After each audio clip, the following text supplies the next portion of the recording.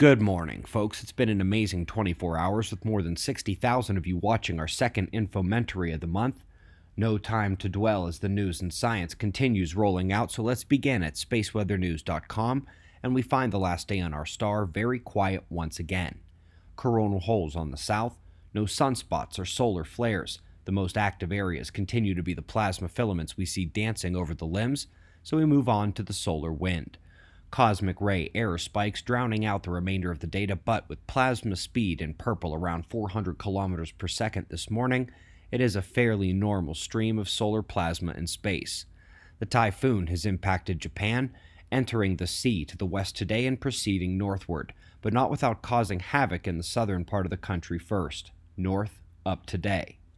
Meanwhile, in the Sudan, major floods have become deadly while taking out vast regions of homes, farms, and grazeland.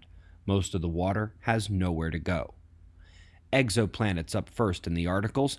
When surveying observations of sun-like stars, considering current observational deficiencies, and modeling a proper outcome, they say that approximately 1 in 4 sun-like stars has an Earth-sized planet in the habitable zone.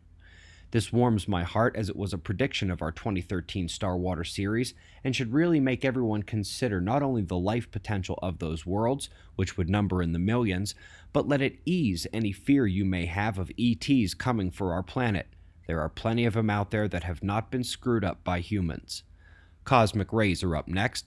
A solid article gives us 2 things this morning. First, a nice look at modulation by the sun over the 11-year cycle, but also, in one of their graphics, we see the solar system current sheet, but which you could envision around the galaxy as well. We may have discussed something like that yesterday in our second infomentary of the month. It is linked below if you missed it. Up next in Nature, an article about the future of looking into deep space. They know they don't see everything they need to see. They asked for a lot. It looks like they're getting almost all of it. As pretty as these pictures are, I must warn them. They better be careful what they wish for. They might not like what they see. Now, a clarification on a key cosmological item in plasma physics.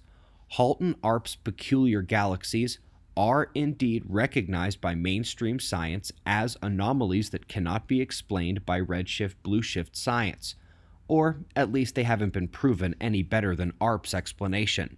However, the redshift is actually a real thing, and the blueshift. That Doppler shift is not made up, and the reality requires a harmonic application of both those principles and those Arp espoused. Website members, in your Deeper Look section are 2 key items, and everyone else, there is something for you here too.